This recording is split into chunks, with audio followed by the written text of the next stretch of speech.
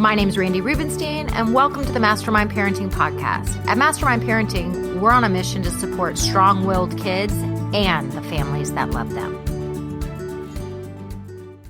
You're listening to the Mastermind Parenting Podcast with Randy Rubenstein, and welcome to the show. Hi, guys. How are you this week? I wanted to talk with you about an article that my husband actually sent to me from our local newspaper, the Houston Chronicle, a while back, and I was saving it for a podcast episode because I thought it was interesting and I thought it was something that relates to strong-willed kids and what you guys are probably all listening to the podcast concerned about, which is if you have a kid that is showing up with behaviors that aren't ideal, right? Aren't ideal. I like to say these kids are strong-willed. Lots of people use different terms. Sometimes these kids are spicy. I like that term, spicy. That's something that a lady who was giving me a facial, I've been getting, if you're watching the video, how does my skin look? I've been getting regular facials for like a year, and I love a standing appointment. Do you guys love a standing appointment? I forget. I forget to color my hair. I forget to get facials. I forget all the things. Botox. I always have to book a standing appointment because otherwise I lose track of time. Maybe it's just a sign that I'm getting old. Anyway, the facialist, sometimes she does peels on me, and that's what she says. This one's going to be a little spicy. And I was like, what a good adjective. It did feel a little spicy. And I think sometimes our kids that present with strong-willed behavior are a little spicy. I've also heard people refer to them as deeply feeling kids, highly sensitive kids, contrarian kids, kids that are constantly arguing, it seems like, just for the sake of arguing. Anyway, these kids that we're worried about. And so I want to read a little bit of this article, and then I'm just going to kind of riff and share some of my thoughts, and hopefully it will be interesting to you and get you guys thinking about this topic. So it says the article was titled "Study Psychiatric ERs Used to Subdue Kids." For emergency room doctors, they are a dispiriting and familiar sight. Children who return again and again in the grip of mental health crises, brought in by caregivers who are frightened or overwhelmed. Much has been written about the surge in pediatric mental health emergency visits in recent years as rates of depression and suicidal behavior among teens surged. Patients often spend days or weeks in exam rooms waiting for a rare psychiatric bed to open up, sharply reducing hospital capacity. But a large study published Tuesday found a surprising trend among adolescents who repeatedly visited the hospital. The patients most likely to reappear in emergency rooms were not patients who harmed themselves, but rather those whose agitation and aggressive behavior proved too much for their caregivers to manage. In many cases, repeat visitors had received sedatives or other drugs to restrain them when their behavior became disruptive. Families come in with their children who have severe behavioral problems, and the families really just are at their wits' end, said Anna M. Cushing, a pediatric emergency room physician at Children's Hospital in LA and one of the authors of the study. Their child's behavior may be a danger to themselves, but also to the parents and to the other children in the home. The findings published in the journal JAMA Pediatrics analyzed more than 308,000 mental health visits at 38 hospitals between 2015 and 2020. Compared with patients presenting with suicidal or self-harming behavior, those with psychotic disorders were 42% more likely to revisit the emergency department within 6 months, the study found. Patients with impulse control disorders were 36% more likely, and patients with disorders like autism and ADHD were 22% more likely. Patients who required medications to subdue them were 22% more likely to revisit than patients who did not. The results suggest that researchers should focus more attention on families whose children have cognitive and behavioral problems and who may turn to emergency rooms for respite, Cushing said. I'm not sure we've been spending as much time talking about these agitated and behaviorally dysregulated patients, at least on a national scale, she said. The frequency of visits suggests that the care they receive in emergency rooms is really not adequate. Guidelines recommend that so-called chemical restraints administered by injection or through an intravenous drip be used as a last resort because they can be traumatizing or cause physical injury to the patient. The use of these drugs in pediatric emergency rooms has increased in recent years. Chemicals restraint use increased by 370% between 2009 and 2019, while mental health emergency room visits increased by 268%, according to a study that Foster and her colleagues published last year. The drugs were used more often on Black patients as well as on male patients between the ages of 18 and 21. Then it goes on to say someone could get hurt.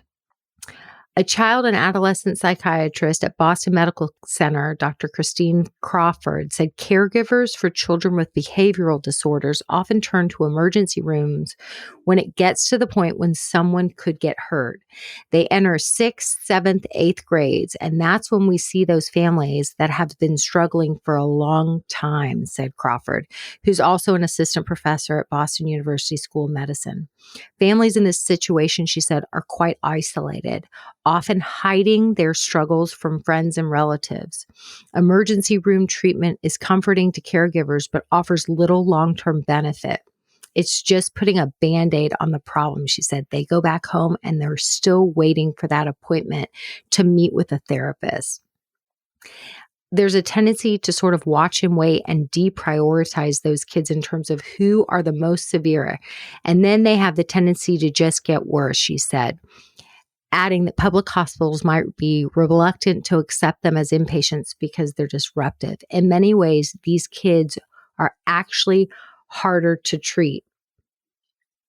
I mean, yeah, it's a scary article.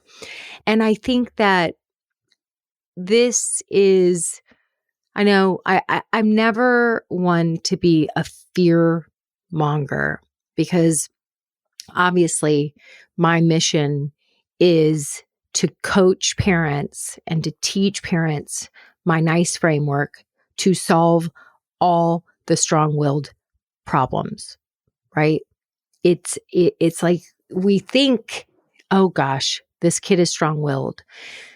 But what I help parents to see is that the strong-willedness is actually a symptom, and there's something more to figure out. And these kids are displaying this really out of control behavior, which may start out small when they're little. Like I coached a mom today about her 3-year-old who is having a lot of hitting behavior. He's hitting before he goes to swimming lessons. He hates swimming lessons. I mean, in 10 minutes, I coached her through the swimming lesson scenario, and she completely saw the situation differently and now has an action plan to change the result. Swimming lessons, I promise you, after 10 minutes of coaching, swimming lessons are no longer going to be a problem. She just wasn't seeing it clearly. She saw this as her child just hitting all the time. But really, this was a super frustrated child. They live in Michigan. He's freezing cold. Both of his parents work. Saturday mornings, he's playing. He's relaxing. It's the weekend. Dad's sleeping in. And now all of a sudden, we're going to drag him to swimming lessons when he's in the middle of playing with all of his toys, not having to rush off to school. And we want to take him out into the cold. He's also a highly sensitive little guy, and he has been to swimming lessons. So he knows getting into that cold water, even when the water is slightly heated, it's still jarring to the system. So he's 3. He doesn't know how to say, "Hey, mom, the way we're doing swimming lessons isn't really working for me." Right? Like, it's hard for me to shift gears, and I don't want to go to swimming lessons. If you could just change it up, then you'll set me up for success. If you help me by getting me up, getting me in my bathing suit, putting on clothes, taking me on an errand like to go get your coffee, and then we can have some nice quality time together.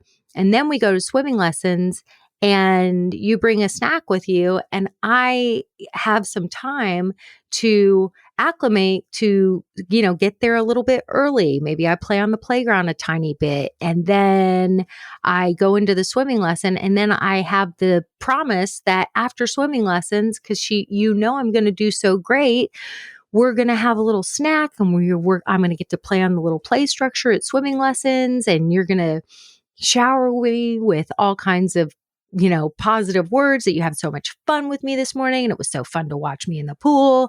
And all of a sudden we're going to set this little guy up for a whole different swimming lesson experience. All of a sudden that strong-willedness, it's done.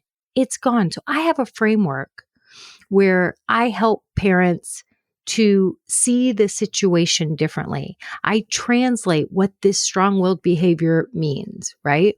And then we're able to start with something seemingly small, like swimming lessons. But when they get older, right? When they get older and they start to show up with some strong-willed behavior, like, we've been doing this since they were 3. It's not a new conversation. So it doesn't need to escalate to the point, and so to the point of what they're seeing in these ERs. I mean, I firmly believe that. Unfortunately, parents just don't know what they don't know. And mental health professionals in the ERs, like, they're not trained in behavioral strategies. They don't know how to help so what do?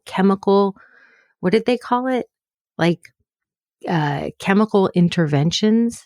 So that's the only thing we can use. Like, we've got a kid now who's an adolescent who's quite often the size of an adult, and it's totally out of control.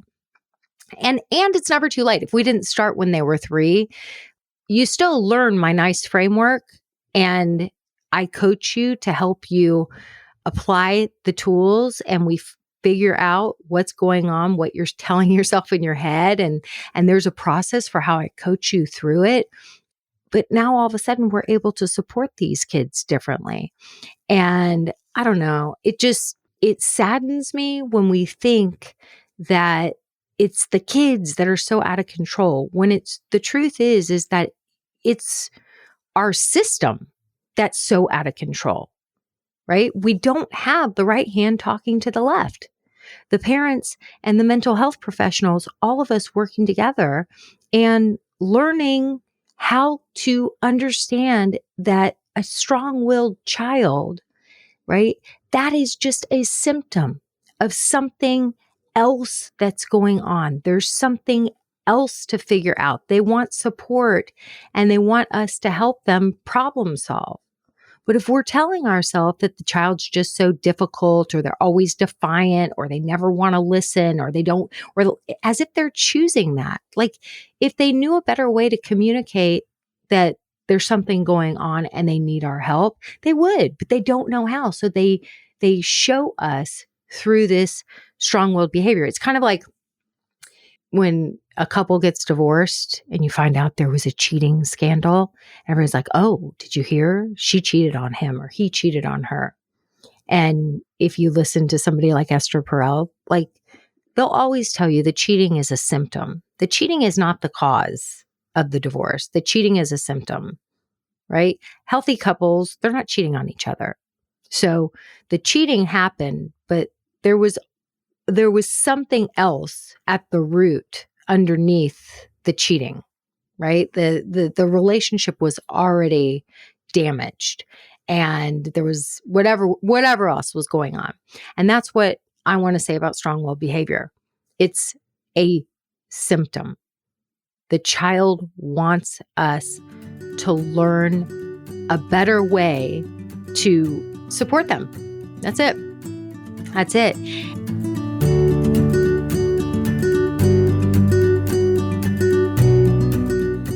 Hey, podcast listeners, I want to invite you for a powerful parenting party. Yes, a parenting party. I want you to come and join me for Coach Week Live. I'm going to teach you my NICE framework live.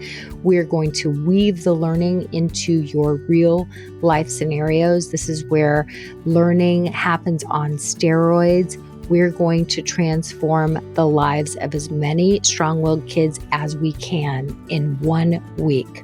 So go to mastermindparenting.com/Coach Week. The link is in the show notes, and I want you to sign up and join me. If you've been listening to the podcast for a while, it's my chance to get to know you, and you're going to have a powerful week that has the ability to change the life of your child and, frankly, your whole family. I cannot wait for you to join me at Coach Week Live.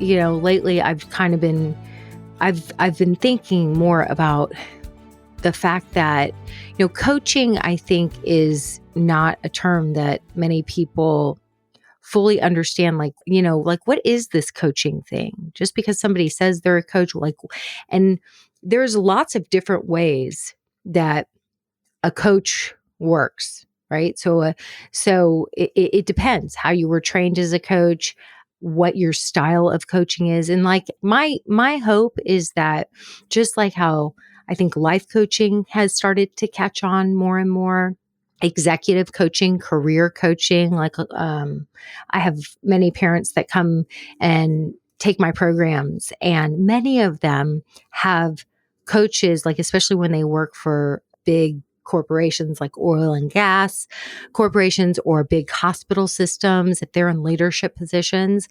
These big companies, if you're in a leadership position, most likely you have an executive coach. So coaching is becoming more, I think, known, and not yet in the parenting arena. Like, my goal is that one day you're going to go into the pediatrician's office, or parents are going to go into their pediatrician's office, and they're going to start describing some kind of difficult behavior, and the pediatrician is going to have a parenting coach that they recommend. They're going to say, before we go down a whole diagnostic rabbit hole, first, start here. Go to these people. They might be able to help you. I've seen a lot of success, right? Like, let's not put the cart before the horse with the, you know, year-long wait list and the $3,000 for the neuropsych evaluation. Let's just hold off for a sec. Go to these people. Let's see.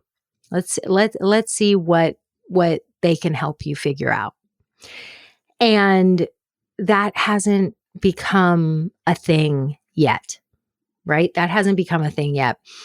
But, you know, if you think about, like, would you ever sign your kid up for a soccer team or a basketball team or a baseball team or a gymnastics class and just like drop your kid off and hope that things went well and there was no one in charge? Like, there was no coach there to help, like, teach them new skills and help them improve their performance. Like, doesn't that sound crazy?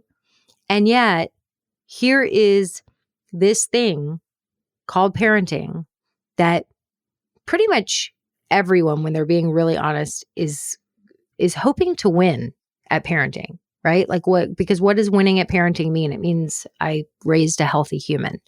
Like, I have a connected family. My kid knows that they always have a place they belong. This family, this home. Like, I am raising a kid that knows that they are enough just because they were born. And they have self-confidence and self-worth, right? Like, I think we can all agree that that's what we want for our kids. We want them to grow up and feel happy and healthy and whole. And that's how I define winning at parenting. So we want to win at parenting. And many of us who listen to podcasts like this or read lots of parenting books, many of us have a secret desire to in some way do it even just a little bit differently than the way it was done for us when we were growing up.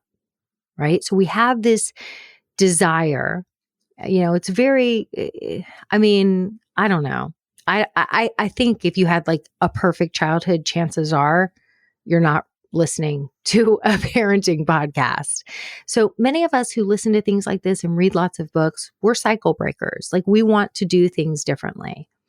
And how do you know how to do things differently unless you learn new techniques and new strategies?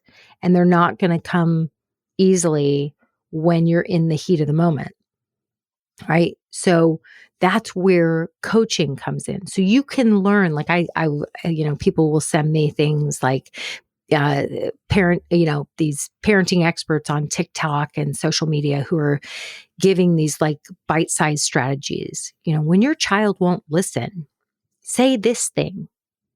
Okay.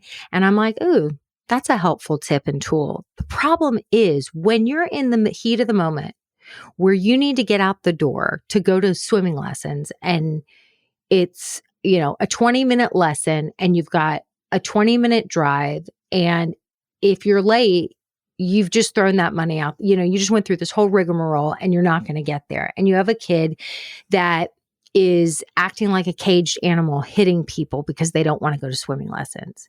And you're like sweating and it's your Saturday morning, right? It's real hard in that moment when you have a hitting child and you've got all that pressure to say, why don't you try and say that again?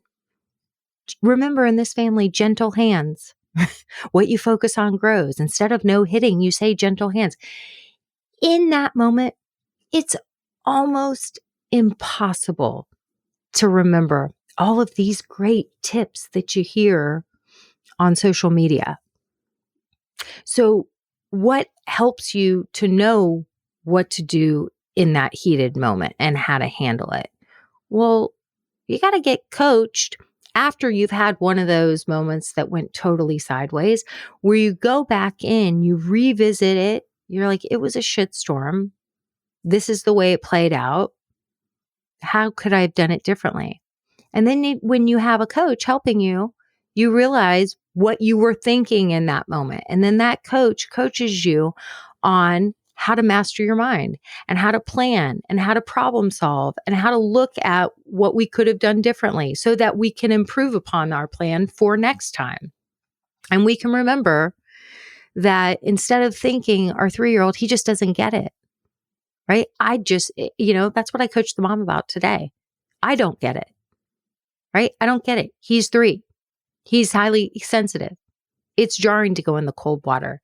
He's 3. He lives in his present moment. It's Saturday morning. He wants to play with his toys. So he gets up, he's playing with his toys. And then all of a sudden I'm like, now time to put on your bathing suit. Come on.